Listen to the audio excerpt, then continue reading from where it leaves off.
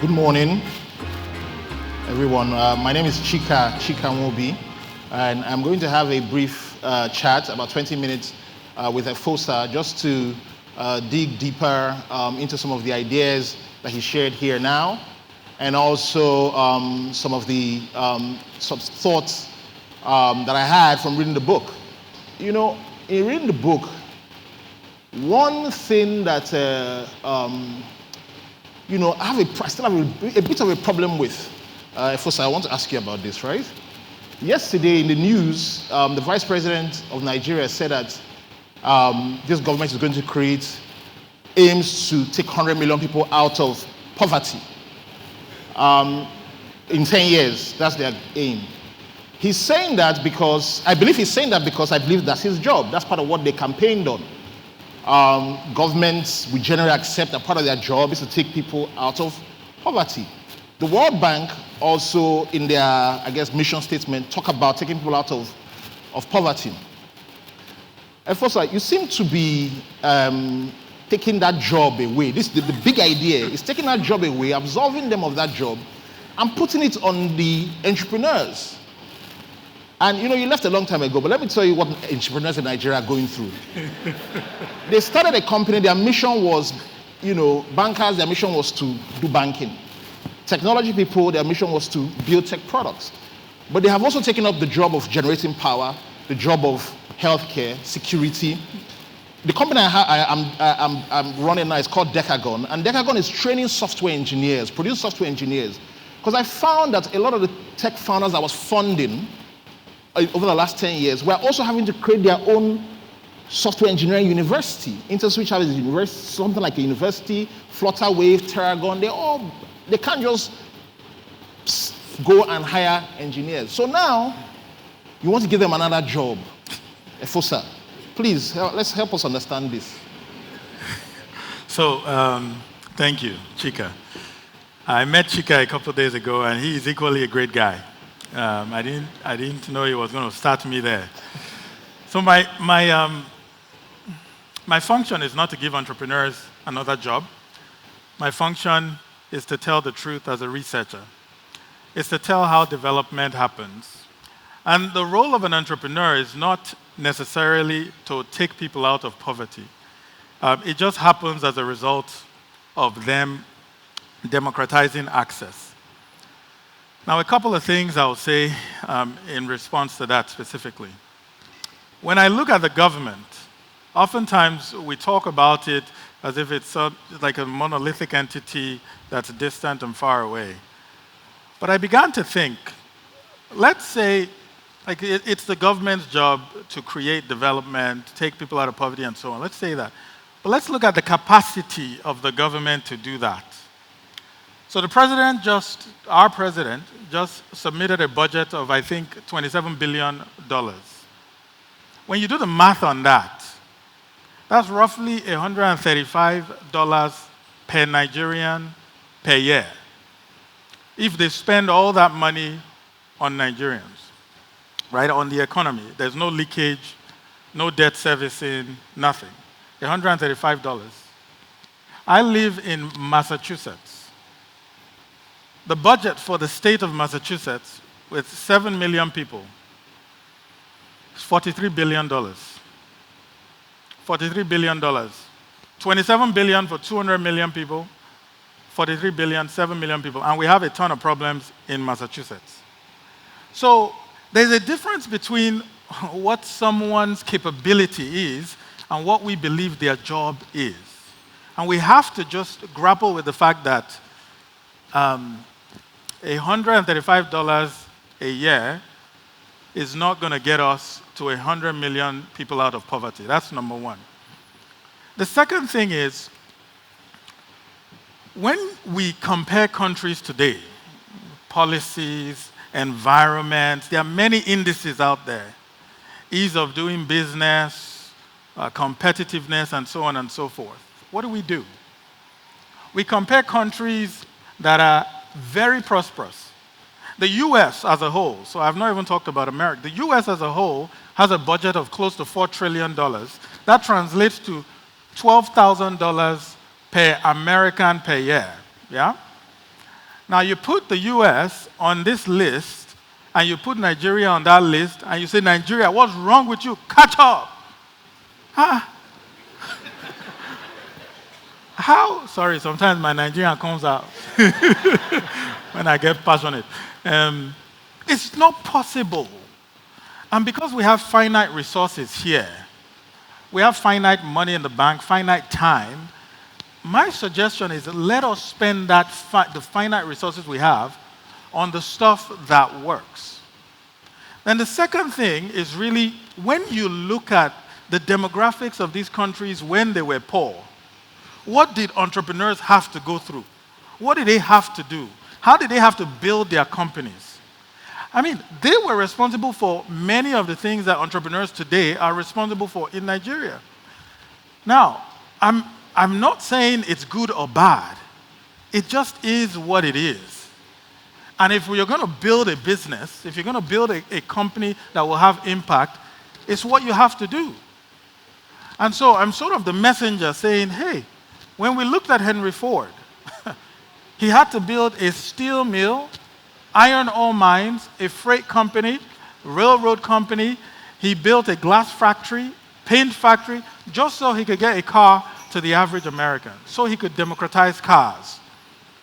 And that created such prosperity for the US that it changed the landscape of the country. Now, entirely different products here. I talked about Indomie. I saw the CEO of Promasidor this morning. But ask them what they are doing to get the average product they make, I mean, it's foods primarily, to the average Nigerian. Similar things. At this stage of development, it is what we have to do. The question now becomes, when you understand what you have to do, the question now becomes, how do we develop business models that can get us there? In the event that the government, who has $135 a year per Nigerian, on the best of days, $135 million a year, $135 a year per Nigerian on the best of days. In the event that they help you, I mean, you take that as, you know what, God was smiling on me today. But you can't expect much from $135 a year. Okay.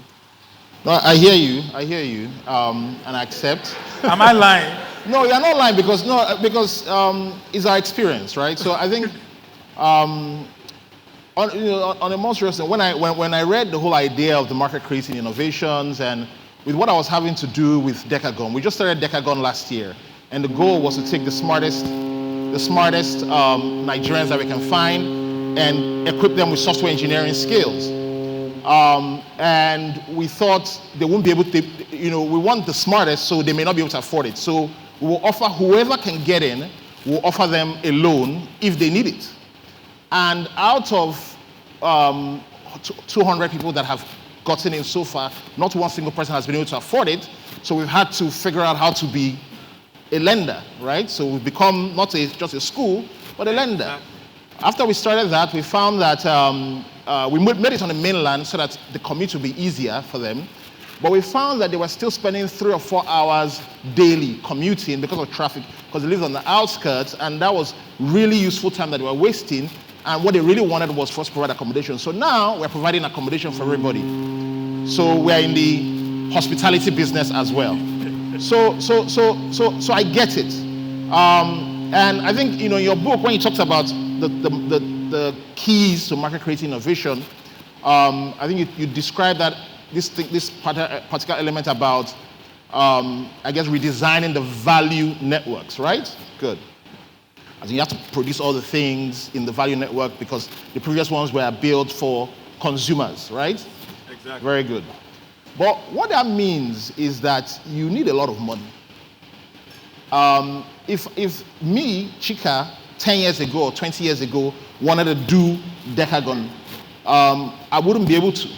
So because I had the capital to go this far, and now I have some support, is why I've been able to do it. Yeah.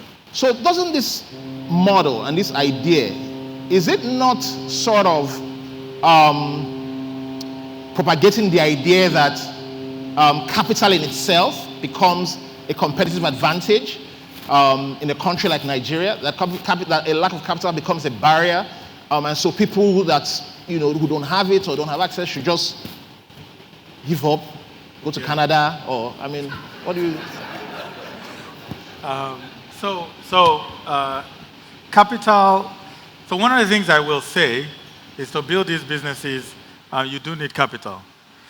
Capital is necessary but not sufficient. There are many highly capitalized businesses in this country, in the world, that are wasting the capital. You sort of have to know where you are going. I would start not with capital, not with, I need capital, I don't have capital, so therefore I can't build this. I would start with, I need a business model that targets the average Nigerian, that targets what we call in our book, non-consumers. Once you start there, you don't have to scale up tomorrow. You start small and you think big. Right? And so, again, when you look at the evolution of businesses, when they start, they often don't start with the markets that they have, right? They start very small. I think your first class was 13 people or 7 people. Now you're looking at 200 people or so next year. Right? But if you start with the mindset, I'm going to get 200 people, I need this, I need that, then you're dead before arrival. One of the reasons we also plastered the book with so many examples is to give entrepreneurs who are trying to build these kinds of businesses case studies so that they can say, look, I'm trying to build a business in the same way Henry Ford built his business. Names that people recognize. I'm trying to build a business in the same way that Indomie Noodles built their business, right? And so, yes, capital is important.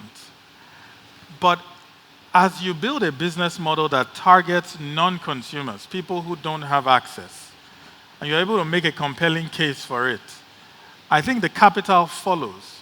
You see, capital by itself is not very smart. I'll tell you why. So capital says, I can't go there. In 1997, capital says, Africa, I can't go. It's poverty, AIDS, and so on.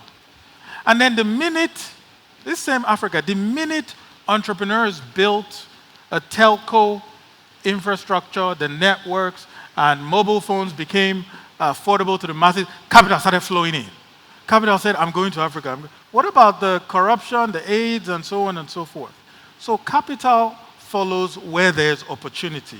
We have to be able to tell a story of opportunity. On Wednesday, sorry, we should have had more time, but on Wednesday, I had the opportunity to go to 4 companies with Elo. We drove this Lagos. The first one was Kobo 360.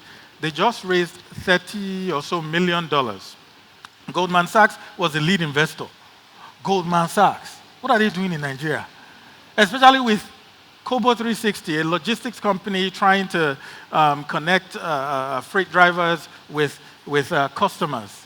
But they saw opportunity because those guys are trying to democratize access. The second one, Max.ng, they just closed, one of the CEOs was in Netherlands trying to raise money. Last year or a year and a half ago, they closed $9 million or $7 million. Again, building out Max.ng, sort of Okada, Uber for Okada. The third one we saw was energy. How many people love their generators? You just can't get enough of that noise, the diesel, the smoke. You're at work and you just can't wait to get home to turn it on. Energy is saying, that's ridiculous. Let's leverage the power of the sun. If there's any place in the world the sun beats us very well, it's Nigeria. So let's start beating the sun, right? So energy is creating solutions for Nigerians so they can leverage that. And the last one we saw was MedSaf. And that story of MedSaf really got to me because, again, like the girl I started my talk with, this is all too common. The founder of MedSaf, very comfortable living in America. She came here for an internship. And one of her friends that was taking her around got sick one day. Just, sick. He took some medicine, thought it was malaria. A couple days later, liver failure. No ambulance, no hospital. his family was driving him from hospital to hospital, clinic to clinic. And this is our country. Until he died in the back seat of the car. He died in the back seat. He's a guy who maybe last week made plans with his friends. And this is Nigeria. So she came from America. She was Nigerian parents, but born and raised in the US. Came and said, let me build MedSaf so I can make sure that never happens again. See, that entrepreneur is somebody you need to invest in. If you are a wealthy, successful business person in this country, those are entrepreneurs you need to back because they are passionate, they are democratizing access, and they are the ones that will ultimately help Vice President Osinbajo get to 100 million people out of poverty. I mean, no, yeah, okay. Yeah, absolutely. I hear you. And I really, one thing I find very useful, very powerful, very helpful about the fact that you have collaborated with such a respected thinker like Clayton Christensen to write this book is because I think it really provides the founders with the model and the tools to communicate and engage with investors. When a lot of the companies that we've been involved in building, we sort of felt this, because especially in tech, the investors come with the perspective of, and I've been an investor and I've worn this hat as well, I'm guilty as well, of trying to bring what we call scalable models, right? This business model. So somebody's telling you that they're trying to do a software engineering school and they also need to provide accommodation, and you're like, that's not very scalable, right? That's not that scalable, so we don't really like that. And so by providing this book, I think very much you're helping us as the founders here, number one, to understand that, to give us the mental model that is verified and that we can use to engage with capital. And I really appreciate that. I do want to ask one last point back to the government. I'm sorry.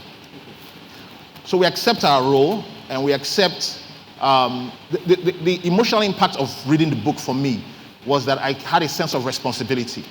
That from an ambition standpoint, that even if I get my business to be a $100 million business, that I need to go further.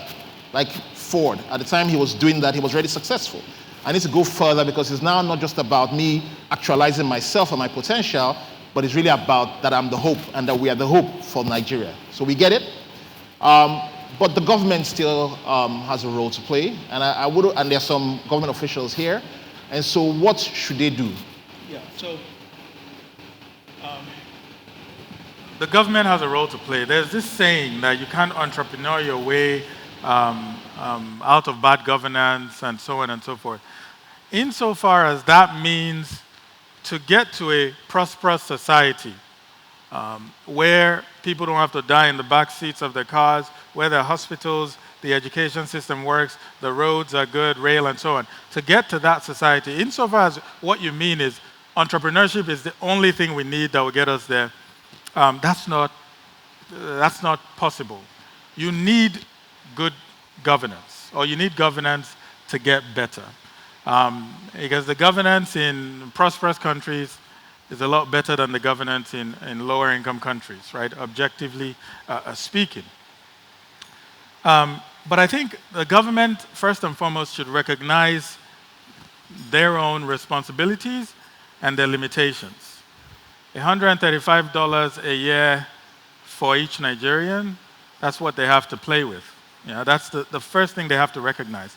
The second is they have to understand that all this does not fall on their backs. The idea that they have to provide healthcare, roads, transportation, everything for the average Nigerian, it's impossible. It can't happen. So they have to leverage the passion and power of the private sector.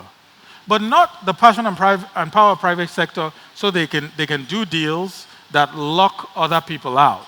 Because there are two ways the private sector can engage with the government. One is essentially rent-seeking, and you build a business that focuses 100% on profitability, right? So I build a big company, and I don't let other small players come in. Then the second way is one that focuses on productivity. And you see, productivity does not ask, how much profit am I making? That's not the first question. It's how much access am I democratizing? That's what productivity asks. So when the government says, okay, you are a company, how much access have you democratized in this area? Okay, you are serving 1 million Nigerians. Next year, for you to get this benefit, you have to serve 5 million Nigerians. Then we can begin to see progress. Then they can begin to reap the tax benefits and revenues that comes from a vibrant and efficient private sector. And so I think if the government can figure out innovative ways to power with the private sector so that they can be more productive, we can begin to see transformation happen. Okay, fantastic. I think our time is up, Efosa. Thanks for the talk.